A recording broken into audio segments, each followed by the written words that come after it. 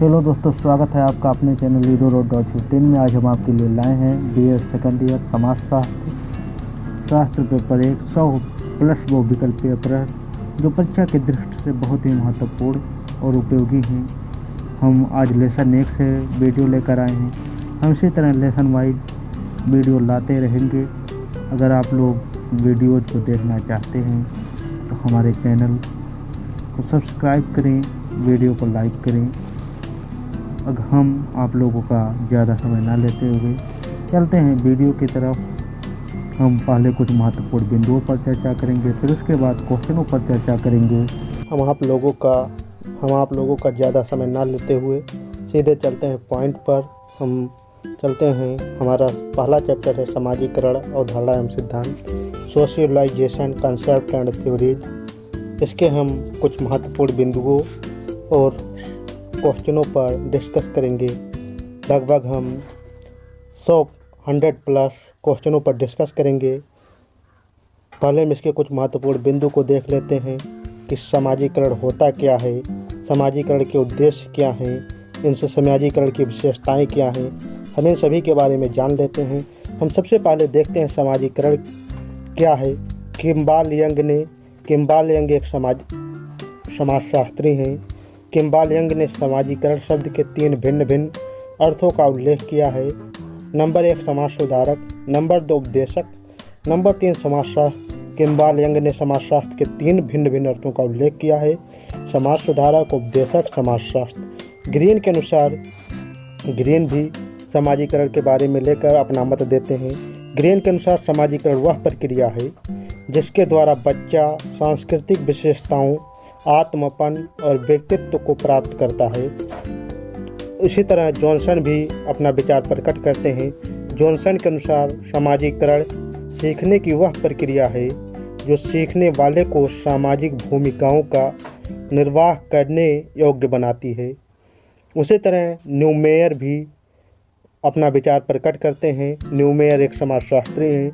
न्यूमेयर के अनुसार एक व्यक्ति के सामाजिक प्राणी के रूप में परिवर्तित होने की प्रक्रिया का नाम ही समाजीकरण है। न्यूमेयर ने कितनी खूबसूरत परिभाषा दी है समाजीकरण की।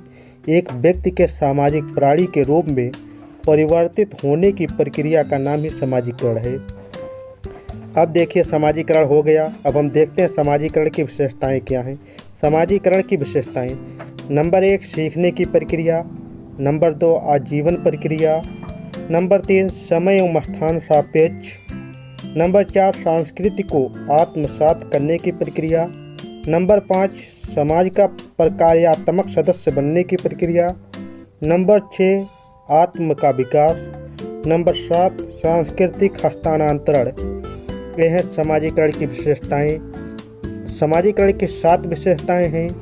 अब हम चलते हैं अपने नेक्स्ट टॉपिक की तरफ। समाजीकरण के उद्देश्य। हमारे समाजीकरण के 6 उद्देश्य हैं। हम देखते हैं समाजीकरण के उद्देश्य। ब्रूम तथा सेल्जनिक ने समाजीकरण के 4 उद्देश्यों का उल्लेख किया है। हमारा पहला है आधारभूत नियमबद्धता का विकास, नंबर 2 आकांक्षाओं की पूर्ति, नंबर 3 सामाजिक भूमिकाओं को निभाने के सीख, नंबर 4 क्षमताओं का विकास। अब हम देखते हैं समाजीकरण के कारक क्या हैं।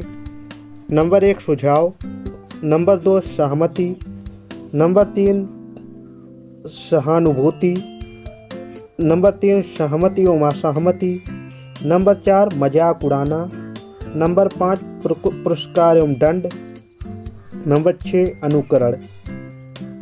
अब हम देखते हैं समाजीकरण के विभिन्न सोपान। समाजीकरण के 7 सोपान हैं। नंबर 1 मौखिक अवस्था, नंबर 2 शौच अवस्था, नंबर 3 तदात्मीकरण अवस्था, नंबर 4 किशोरावस्था, नंबर 5 युवावस्था, नंबर 6 प्रौढ़ावस्था, नंबर 7 वृद्धावस्था। समाजीकरण के 7 सोपान हैं। समाजीकरण के प्रमुख अभिकरण। समाजीकरण के प्रमुख अभिकरण: परिवार एक समाजीकरण करने वाली संस्था के रूप में, नंबर 2 क्रीड़ा समूह, नंबर 3 पड़ोस, नंबर 4 नातेदारी समूह। नंबर 5 विवाह। यहाँ पर चित्र के माध्यम से समझाया गया है। यहाँ पर व्यक्ति होता है, फिर परिवार होता है, फिर क्रीड़ा समूह होता है, फिर पड़ोस बनता है, फिर नातेदारी समूह, फिर द्वितीय। इस तरह से समझाया गया है। नंबर 6 शिक्षण संस्थाएं। नंबर 7 राजनीतिक संस्थाएं। नंबर 8 आर्थिक संस्थाएं। नंबर 9 धार्मिक संस्थाएं। नंबर 10 सांस्कृतिक संस्थाएं। नंबर 11 व्यवसाय समूह। समाजीकरण के सिद्धांत। कुले का सिद्धांत। अमेरिकन समाजशास्त्री कुले एक अमेरिका के समाजशास्त्री थे। कुले ने अपनी पुस्तक human nature and the social order, कुले की पुस्तक का नाम है human nature and the social order, में अपनी सामाजिकरण सिद्धांत को प्रस्तुत किया है। उनका सिद्धांत आत्मदर्पण सिद्धांत के नाम से भी जाना जाता है। कुले ने जिस सिद्धांत को प्रतिपादित किया उस सिद्धांत का आत्मदर्पण के नाम से भी जाना जाता है। उन्होंने अपनी पुस्तक human nature and social order में समाजीकरण का सिद्धांत प्रस्तुत किया। उस समाजीकरण सिद्धांत के दो नाम हैं, समाजीकरण सिद्धांत और आत्मदर्पण सिद्धांत। अब हम देखते हैं मीड का सिद्धांत। मीड एक दार्शनिक और मनोवैज्ञानिक थे। उन्होंने सामाजिकरण संबंधी अपने विचार माइंड सेल्फ एंड सोसाइटी नामक अपनी कृति में प्रकट किए हैं। मीड एक दार्शनिक और मनोवैज्ञानिक थे जिन्होंने अपना सामाजिकरण संबंधी विचार माइंड सेल्फ एंड सोसाइटी नामक अपनी कृति में प्रकट किया। कृति में उनकी बुक का नाम है माइंड सेल्फ एंड सोसाइटी नामक कृति में प्रकट किए। अगला है फ्रायड का सिद्धांत। फ्रायड नामक मनोवैज्ञानिक ने समाजीकरण के अपने सिद्धांत को मानसिक क्रियाओं के आधार पर समझाया है। वे यह बताते हैं कि मानव का समस्त व्यवहार काम प्रवृत्तियों से तय होता है। दुर्खीम का सिद्धांत बहुत ही इम्पोर्टेंट है। ये बार बार पूछता है कि दुर्खीम ने किस पुस्तक की रचना की, दुर्खीम ने क्या बताया। दुर्खीम का सिद्धांत, दुर्खीम ने सामाजिकरण संबंधी अपने विचार अपनी कीर्ति सोशियोलॉजी एंड फिलोसफी में व्यक्त किए। दुर्खीम की कीर्ति का नाम है अर्थात बुक का नाम है सोशियोलॉजी एंड फिलोसफी में व्यक्त किया है। अपने सामाजिकरण संबंधी को विचारों को सामूहिक प्रतिनिधित्व तथा सामूहिक चेतना के आधार पर प्रकट किए हैं। अब हम चलते हैं क्वेश्चन की तरफ। अब हमारे क्वेश्चन शुरू होंगे, 1 बाय 1 क्वेश्चन आएंगे, आप लोग आंसर दें। अगर आप लोगों का कोई सुझाव या सवाल हो तो हमें कमेंट बॉक्स में ज़रूर बताएं। क्वेश्चन शुरू होने से पहले आप लोगों से एक रिक्वेस्ट है, अगर आप लोगों को वीडियो अच्छी लगे तो वीडियो को लाइक करें। हम चलते हैं क्वेश्चन की तरफ। किसने कहा कि सामाजिकरण एक प्रकार की सीख है जो सीखने वालों को मानसिक सामाजिक भूमिका का निर्वहन करने के योग्य बनाती है? इसका राइट आंसर है जॉनसन। जॉनसन ने कहा कि सामाजिकरण एक प्रकार की सीख है जो सीखने वाले को सामाजिक भूमिका का निर्वाह करने के योग्य बनाती है। इसका राइट आंसर है जॉनसन। अब हम चलते हैं अपने दूसरे क्वेश्चन की तरफ। किसने कहा कि साथ काम करने, सामूहिक उत्तरदायित्व की भावना विकसित करने तथा दूसरों की कल्याण संबंधी आवश्यकताओं को दृष्टि में रखकर कार्य करने की प्रक्रिया को समाजीकरण कहते हैं? इसे बोगार्ड्स कहते हैं। इस बोगार्ड्स का राइट आंसर है। बोगार्ड ने कहा साथ काम करने, सामूहिक उत्तरदायित्व की भावना विकसित करने तथा दूसरों की कल्याण संबंधी आवश्यकताओं को दृष्टि में रखकर कार्य करने की प्रक्रिया को समाजीकरण कहते हैं। हम चलते हैं अपने तीसरे क्वेश्चन की तरफ। हमारा तीसरा क्वेश्चन है समाजीकरण के कारक हैं। समाजीकरण के कारक सुझाव, सहमति, सहानुभूति, इस तरह के अगर हों तो सभी हो जाएंगे।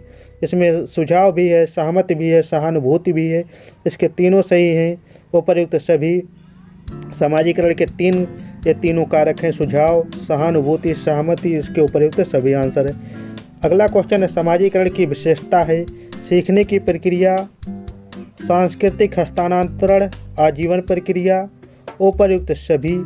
हमने पीछे अभी मूल बिंदु में बताया था कि समाजीकरण की विशेषताएं क्या होती हैं, समाजीकरण के उद्देश्य क्या होते हैं। तो देखिए यहाँ पर उसी तरह से क्वेश्चन उठ रहे हैं। समाजीकरण की विशेषता है सीखने की प्रक्रिया, सांस्कृतिक हस्तांतरण, आजीवन प्रक्रिया। उपर्युक्त सभी।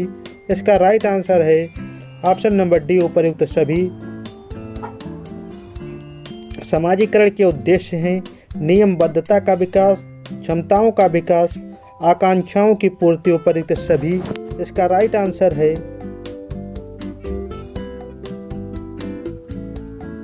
इसका राइट आंसर है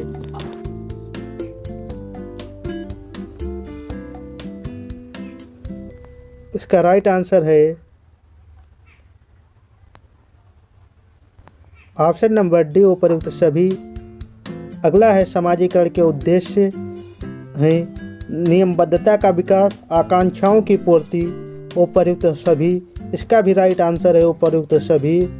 अगर आप लोग एग्ज़ाम दे रहे हैं, अगर आपको क्वेश्चन ना समझ में आए तो आप लोग उपयुक्त सभी अगर ऑप्शन है तो उपयुक्त सभी पर आंसर लगा दें। देखिए यहाँ पर बार बार हम देख रहे हैं कि उपयुक्त सभी ही आंसर हो रहा है। अगला क्वेश्चन है किसने अभिजन के परिभ्रमण का सिद्धांत दिया है। अभिजन के परिभ्रमण का सिद्धांत प्लेटो ने दिया था। अभिजन के परिभ्रमण का सिद्धांत प्लेटो ने दिया था। अब हम चलते हैं अगले क्वेश्चन की तरफ। मनुष्य के बिना समाज की कल्पना करना असंभव है, दोनों एक दूसरों के पूरक हैं। यह कथन किसका है? यह कथन रूसो का है। मनुष्य के बिना समाज की कल्पना करना असंभव है, दोनों एक दूसरे के पूरक हैं। ये बहुत ही इम्पोर्टेंट क्वेश्चन है, आप लोग इसे ज़रूर ध्यान दें। हम चलते हैं अगले क्वेश्चन की तरफ। समाज का श्रेयस्वी सिद्धांत किसने प्रस्तुत किया? समाज का श्रेयस्वी सिद्धांत किसने प्रस्तुत किया? Option number A, Herbert Spencer. इसका राइट आंसर है समाज का श्रेयस्वी सिद्धांत हर्बर्ट स्पेंसर ने दिया। हम चलते हैं अगले क्वेश्चन की तरफ। सामाजिक समझौते का सिद्धांत का समर्थक हैं। सामाजिक समझौते के सिद्धांत हॉब्स, लॉक, रूसो ये सभी सामाजिक समझौते के सिद्धांत के प्रवर्तक हैं। हॉब्स भी हैं, लॉक भी हैं, रूसो भी हैं। हम अगले क्वेश्चन की तरफ चलते हैं। मनुष्य एक सामाजिक प्राणी है, यह कथन किसका है? मनुष्य एक सामाजिक प्राणी है, यह कथन किसका है? अरस्तु का है। मनुष्य एक सामाजिक प्राणी है, यह कथन अरस्तु का है। The presentation of self in everyday life पुस्तक किसने लिखी है? गॉफमैन ने लिखी है। The presentation of self in everyday life पुस्तक किसने लिखी है? इस पुस्तक को गॉफमैन ने लिखी है। The presentation of self in everyday life पुस्तक गॉफमैन ने लिखी। हम चलते हैं अपने आगे क्वेश्चन की तरफ। हमारा अगला क्वेश्चन है, निम्न में से कौन सी सामाजिकरण की विशेषता नहीं है? ऑप्शन नंबर ए, सीखने की प्रक्रिया, आजीवन प्रक्रिया, आत्म का विकास। नंबर डी, समाज का विकास है। राइट है। हमने अभी पीछे बताया था आप लोगों को कि सीखने की प्रक्रिया, आजीवन प्रक्रिया, आत्म का विकास है सभी सामाजिकरण की विशेषता है और समाज का विकास में कहीं पर नहीं था, इसलिए समाज का विकास रॉन्ग आंसर है। हम चलते हैं 13वें क्वेश्चन की तरफ। हमारा 13वां क्वेश्चन है, निम्न में से कौन सा सामाजिकरण का उद्देश्य नहीं है? सामाजिक भूमिकाओं को निभाने का सिरव, सामाजिक भूमिकाओं को निभाने का सिरव, क्षमताओं का विकास, सहनशीलता का विकास, आकांक्षाओं की पूर्ति। इसका ऑप्शन नंबर सी राइट है, सहनशीलता का विकास। हम चलते हैं आगे की तरफ। एक व्यक्ति को सामाजिक प्राणी के रूप में परिवर्तित होने की प्रक्रिया का नाम ही सामाजिकरण है। यह परिभाषा किसने दी? यह परिभाषा न्यूमेयर ने दी है। एक व्यक्ति को सामाजिक प्राणी के रूप में परिवर्तित होने की प्रक्रिया का नाम ही सामाजिकरण है। हम चलते हैं आगे क्वेश्चन की तरफ। किसके नाम के साथ सामाजिकरण का सिद्धांत से संबंधित नहीं है? किसके नाम के साथ सामाजिकरण का सिद्धांत से संबंधित नहीं है? इसका राइट आंसर है फ्रेजर, ऑप्शन नंबर सी। अगला क्वेश्चन है, सामाजिकरण सीखने की वह प्रक्रिया है जिसके द्वारा लोग अपनी संस्कृति के विश्वासों, अभिवृत्तियों, मूल्यों और प्रथाओं को ग्रहण करते हैं। यह परिभाषा किसने दी? इसका राइट आंसर है स्टीवर्ट एम ग्लीन ने दी। इसकी परिभाषा स्टीवर्ट एम ग्लीन ने दी। निम्न में से कौन सामाजिकरण का कारक नहीं है? निम्न में से कौन सामाजिकरण का कारक नहीं है? इसका राइट आंसर है, अभी हमने बताया था आप लोगों को मूल बिंदु में, बताया था कि असहमति, दंड, पुरस्कार ये सब समाजीकरण का कारक है, पर जो क्रोध है समाजीकरण का कारक नहीं है। हमारा अगला क्वेश्चन है, निम्नांकित में से किस बालक को 1954 में जंगली जानवरों से मुक्त करा करके लखनऊ के बलराम अस्पताल में भर्ती किया गया था? इसका राइट आंसर है option number C, Ramu. Ramu एक बालक है, उसको 1954 में जंगली जानवरों से मुक्त करा करके लखनऊ के बलराम अस्पताल में भर्ती कराया गया था। हम चलते हैं अपने अगले क्वेश्चन की तरफ। हमारा अगला क्वेश्चन है, निम्न में से किसका जीवन समाज के बाहर विकसित हुआ? कैस्पियर हाउस इसका राइट आंसर है, कैस्पियर हाउस। कैस्पियर हाउस का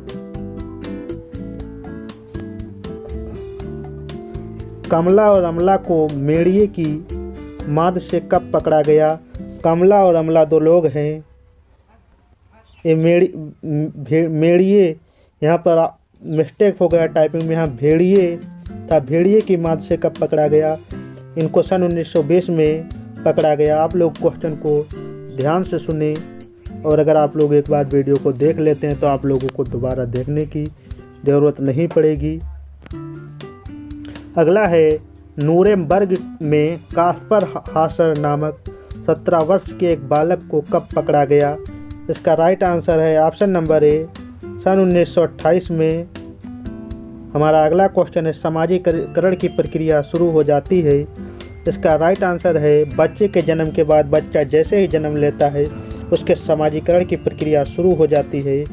बच्चे के जन्म के बाद, इसका राइट आंसर है ऑप्शन नंबर ए, बच्चे के जन्म के बाद।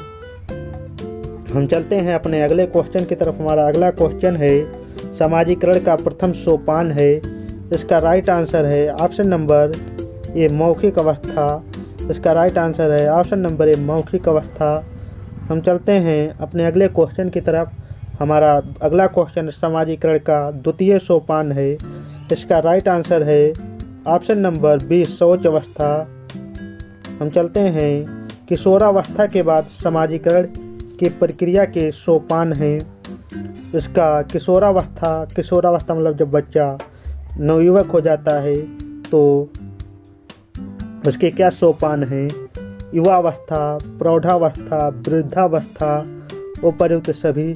उसके बाद इन सभी स्थितियों से गुजरना पड़ता है, इसलिए इसका राइट आंसर है ऑप्शन नंबर डी, उपर्युक्त सभी। हम चलते हैं अगले क्वेश्चन की तरफ। व्यक्तित्व के इन सभी गुणों का योग एवं संगठन है जो समूह में व्यक्ति की भूमिका निर्धारित करता है, यह कथन है। पार्क एवं बर्गेस का यह कथन है। व्यक्तित्व के सभी गुणों का योग एवं संगठन है जो समूह में व्यक्ति की भूमिका निर्धारित करता है, यह कथन है पार्क एवं बर्गेस का।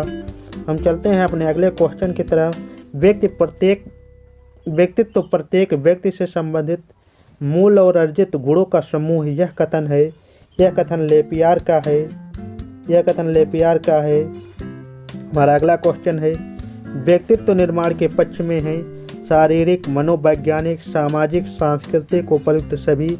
व्यक्तित्व निर्माण के पक्ष में उपर्युक्त सभी हैं, शारीरिक, मनोवैज्ञानिक, सामाजिक, सांस्कृतिक, इसलिए इसका राइट आंसर है ऑप्शन नंबर डी, उपर्युक्त सभी। स्व को मौखिक रूप से एक सामाजिक रचना मानते हैं। स्व को मौखिक रूप से एक सामाजिक रचना मानते हैं। इसे समाजशास्त्री मीड स्व को मौखिक रूप से एक संरचना मानते हैं। अगला है, समाजीकरण के अभिकरण हैं। ऑप्शन नंबर ए, परिवार, क्रीड़ा समूह, पड़ोस, उपर्युक्त सभी। हमने आप लोगों को पहले बताया था कि समाजीकरण के अभिकरण परिवार, पड़ोस, क्रीड़ा समूह वहाँ पर फिगर के रूप में भी दर्शाया गया था, इसलिए आप इसका right answer option number D, उपर्युक्त सभी। हमने आप लोगों को पहले ही बताया कि अगर आप लोगों को आंसर ना समझ में आ रहा हो और उपर्युक्त सभी दिया हो तो आप लोग उपर्युक्त सभी पर बेझिझक आंसर लगाएं। हम चलते हैं अपने अगले क्वेश्चन की तरफ। हमारा अगला क्वेश्चन है, निम्न में से कौन सा समाजीकरण का अभिकरण नहीं है? ऑप्शन नंबर ए, विवाह। ऑप्शन नंबर बी, विवाह विच्छेद। ऑप्शन नंबर डी, नातेदारी समूह। ऑप्शन नंबर डी उपर्युक्त सभी। इसका राइट आंसर है ऑप्शन नंबर बी विवाह विच्छेद। हम चलते हैं अपने अगले क्वेश्चन की तरफ। हमारा अगला क्वेश्चन है कुले का समाजीकरण का सिद्धांत है आत्मदर्पण दर्शन, आत्म का विकास, समाजीकृत आत्म, उपर्युक्त में से कोई नहीं। इसका राइट आंसर है ऑप्शन नंबर ए आत्मदर्पण दर्शन।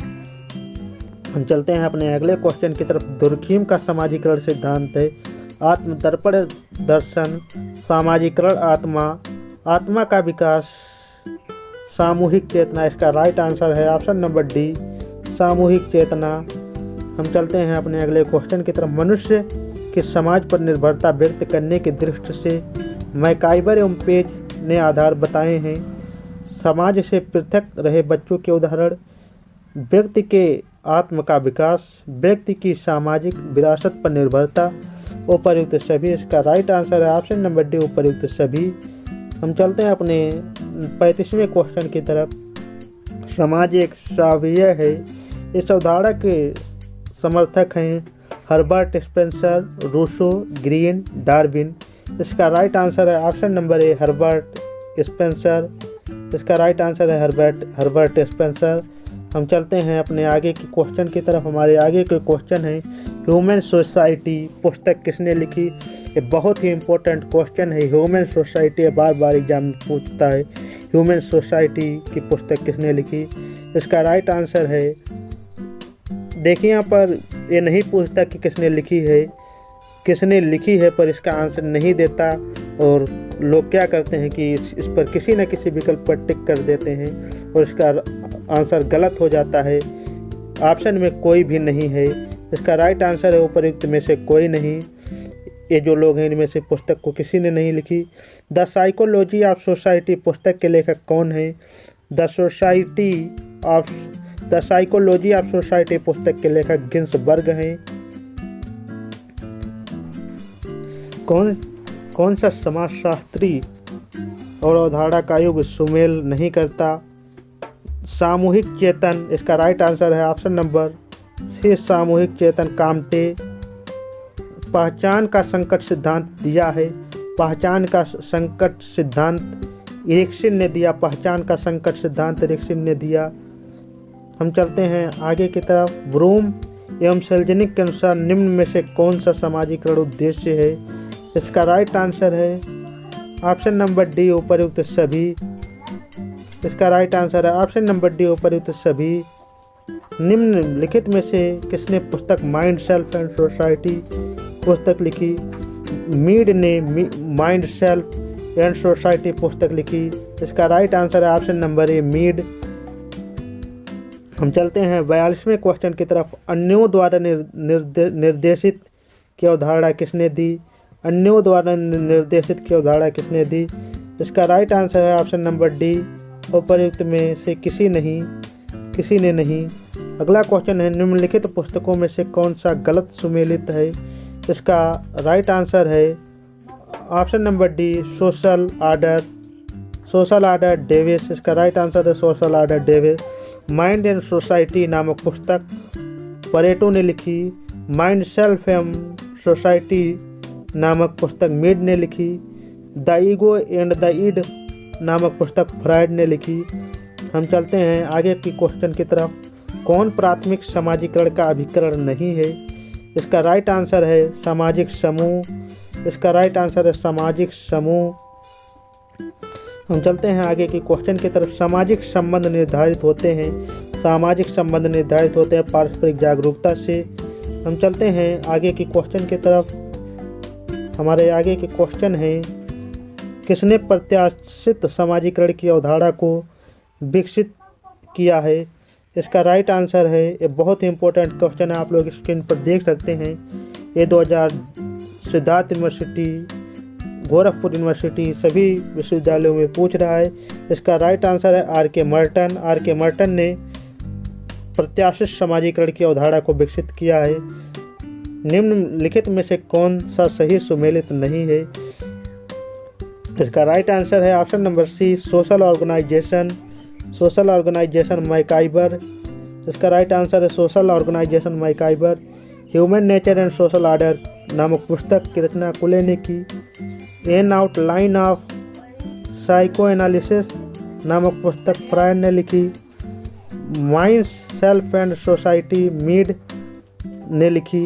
हम चलते हैं अगले क्वेश्चन की तरफ। हमारा अगला क्वेश्चन है, संघर्ष सिद्धांतकारी मानते हैं कि समाजीकरण है एक दीर्घकालिक प्रक्रिया। संघर्ष सिद्धांतकारी मानते हैं कि समाजीकरण एक दीर्घकालिक प्रक्रिया है। निम्नलिखित को सुमेल करें। देखिए, इसका राइट आंसर है ऑप्शन नंबर डी।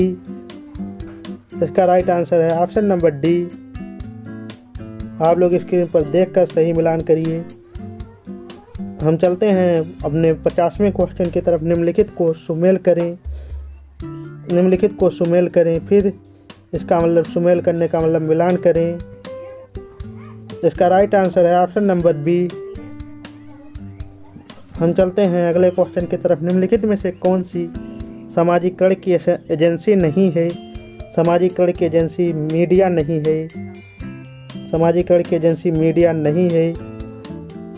वह प्रक्रिया निम्नलिखित रूप से जानी जाती है जिसके द्वारा असहाय मानव शिशु को धीरे धीरे आत्मबोध होता है, उस संस्कृति का ज्ञान कौशल प्राप्त होता है जिसमें उसका जन्म हुआ हो।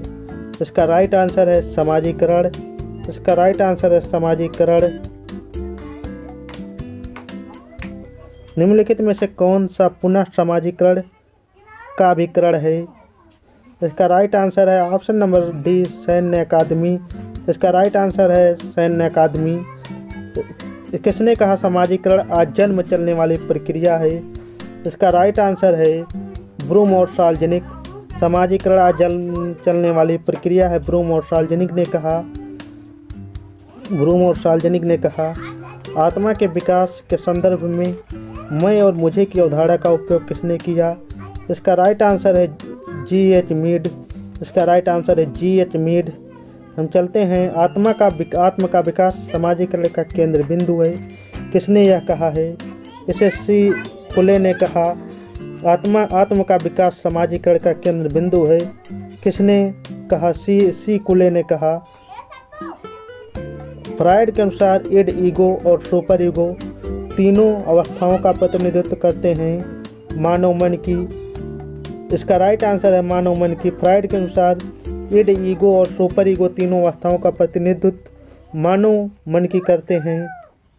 हम चलते हैं हमने आगे की क्वेश्चनों की तरफ। निम्नलिखित में से कौन सी प्रक्रिया समाजीकरण से संबंधित है? इस आजन्म प्रक्रिया, अनुकरण प्रक्रिया, सीख प्रक्रिया, ये सभी प्रक्रियाएं समाजीकरण प्रक्रिया से संबंधित हैं। इसका राइट आंसर है ऑप्शन नंबर डी, उपर्युक्त सभी। समाजीकरण की 4 अवस्थाओं का सही क्रम बताइए। सबसे पहले होती है मौखिक अवस्था, उसके बाद होती है शौच अवस्था, उसके बाद होती है तदात्म्यकरण अवस्था, उसके बाद होती है किशोरावस्था। इसलिए इसका राइट आंसर है ऑप्शन नंबर डी, 4, 3, 2, 1। सबसे पहले मौखिक अवस्था, फिर शौच अवस्था, फिर किशोरावस्था, फिर तदात्म्यकरण अवस्था, फिर किशोरावस्था। इस प्रकार ऑप्शन नंबर डी राइट है। समाजीकरण की 4 अवस्थाओं का ऐसे ही क्रम है। आभासी समाजीकरण का अर्थ है सामाजिक मानदंडों का अनुपालन, सदस्यता समूहों के मानदंडों का अनुपालन, गैर सदस्यता समूहों के मानदंडों का अनुपालन। इसका राइट आंसर है ऑप्शन नंबर सी, गैर सदस्यता समूहों के मानदंडों का अनुपालन। अगला क्वेश्चन, निम्नलिखित में से किसकी सहायता से जैव प्राणी सामाजिक प्राणी में परिवर्तित होता है? इसका राइट आंसर है ऑप्शन नंबर ए, समाजीकरण। समाजीकरण की सहायता से जैव प्राणी सामाजिक प्राणी में परिवर्तित होता है। भारतीय परिवार में माता पिता अपनी पुत्रियों को ससुराल में उत्तम पत्नी, बहू के रूप में बनने के लिए तैयार करते हैं। किसका उदाहरण है?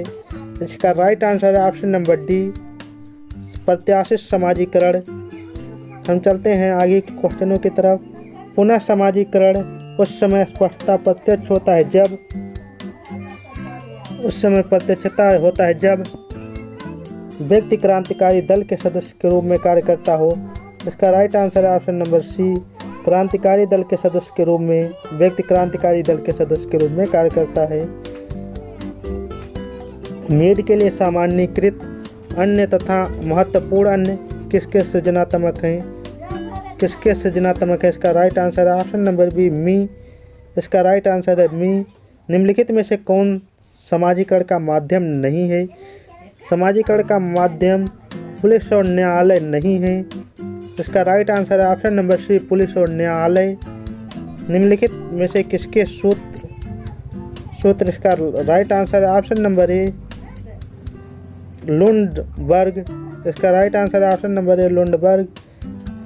सामाजिकरण वह प्रक्रिया है जिसके द्वारा बच्चा अपनी सांस्कृतिक विशेषताओं, आत्म तथा व्यक्तित्व को प्राप्त करता है।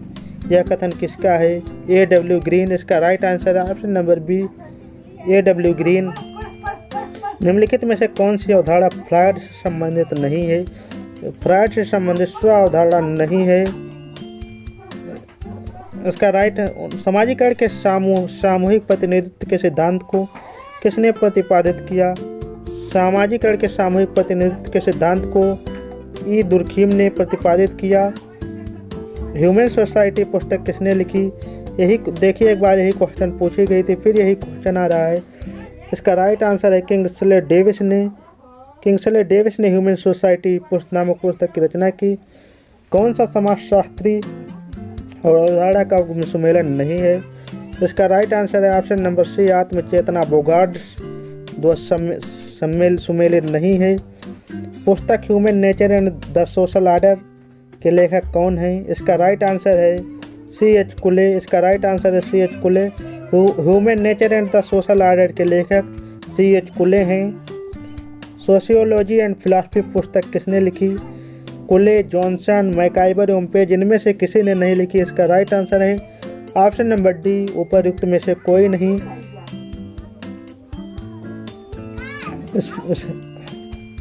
इस प्रश्न का उत्तर सोशियोलॉजी एंड फिलॉसफी की पुस्तक दुर्खीम ने लिखी। सोशियोलॉजी ऑफ नॉलेज पुस्तक किसने लिखी? सोशियोलॉजी एंड नॉलेज पुस्तक कॉल मैनहीम ने लिखी। हम चलते हैं आगे की तरफ। समाजीकरण की प्रक्रिया को समझने के क्रम में सामान्यीकृत अन्य के प्रत्यय का प्रयोग किसने किया? इसका राइट आंसर है option number D GH. Mead. GH. Mead ने समाजीकरण की प्रक्रिया को समझाने के क्रम में सामान्यीकृत अन्य के प्रत्यय का प्रयोग किया।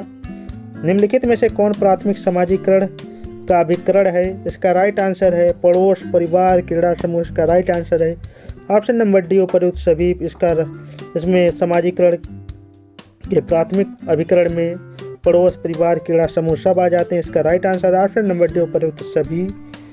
समाजीकरण के सिद्धांत में दुर्खीम का दृष्टिकोण क्या है? सांस्कृतिक, सामाजिक, तार्किक, उपयुक्त में से कोई नहीं। दुर्खीम का दृष्टिकोण इनमें से कोई नहीं, न सामाजिक है, न तार्किक है, न सांस्कृतिक है। इसका राइट आंसर है ऑप्शन नंबर डी उपयुक्त में से कोई नहीं। सामाजिक परिस्थिति में ऐसा परिवर्तन जिससे व्यक्ति की परिस्थिति नहीं बदलती, सामाजिक गतिहीनता, लंबवत गतिशीलता, क्षैतिज गतिशीलता, संरचनात्मक गतिशीलता। इसका राइट आंसर है ऑप्शन नंबर बी क्षैतिज गतिशीलता। निम्नलिखित में से कौन सा समाजीकरण का प्राथमिक अभिकरण नहीं है? इसका राइट आंसर है राजनीतिक समूह। एक क्वेश्चन बार बार रिपीटेड हो रहा है, अलग अलग तरीकों से पूछा जा रहा है। इसका right answer option number D उपयुक्त सभी। इसलिए क्वेश्चन बहुत इंपॉर्टेंट है, इसलिए इसको आप लोग ध्यान दें। निम्नलिखित में से कौन सी अवधारणा फ्रायड से संबंधित नहीं है? फ्रायड से संबंधित धर्म नहीं है। इसका राइट आंसर है ऑप्शन नंबर बी धर्म। समाज व्यक्तित्व का दर्पण है और व्यक्तित्व समाज का प्रतिबिंब है, यह किसने कहा? इसका राइट आंसर है ऑप्शन नंबर ए मीड ने कहा। समाज व्यक्तित्व का दर्पण है और व्यक्ति समाज का प्रतिबिंब है, इसे मीड ने कहा। निम्नलिखित में से कौन सा समाजीकरण का सबसे प्रभावी साधन है? समाजीकरण का सबसे प्रभावी साधन परिवार है। किसका विचार है कि आत्म का विकास व्यक्ति और समाज के बीच पारस्परिक क्रिया का परिणाम है? इसका राइट आंसर है ऑप्शन नंबर ए मीड का विचार है। हम चलते हैं अगले क्वेश्चन की तरफ। निम्नलिखित में से कौन सा प्राथमिक समाजीकरण का अभिकरण नहीं है? इसका राइट आंसर है ऑप्शन नंबर डी विश्वविद्यालय। निम्नलिखित में से कौन सा कथन समाजीकरण के संबंध में सही है? भूमिका ग्रहण प्रक्रिया। इसका राइट आंसर है इसका राइट आंसर है भूमिका ग्रहण प्रक्रिया। सुपर ईगो अर्थात नैतिकता की भावना का विकास किस अवस्था से प्रारंभ होता है? इसका राइट आंसर है ऑप्शन नंबर बी किशोरावस्था। सुपर ईगो अर्थात नैतिकता का भावना का विकास किशोरावस्था से आरंभ होता है। समाजीकरण एक प्रक्रिया है व्यक्ति के व्यक्तित्व को बदलने की। समाजीकरण एक व्यक्ति के व्यक्तित्व को बदलने की प्रक्रिया का नाम ही समाजीकरण है। इसका राइट आंसर है ऑप्शन नंबर ए व्यक्ति के व्यक्तित्व को बदलने की प्रक्रिया का नाम ही समाजीकरण है। प्रक्रिया जिसके द्वारा जैविक प्राणी सामाजिक प्राणी में बदल जाता है कहलाता है। इसका राइट आंसर है ऑप्शन नंबर डी उपर्युक्त में से कोई नहीं। उपर्युक्त में से कोई नहीं वाले क्वेश्चनों पर ध्यान ना दें। इसका मतलब ये क्या निकल रहा है?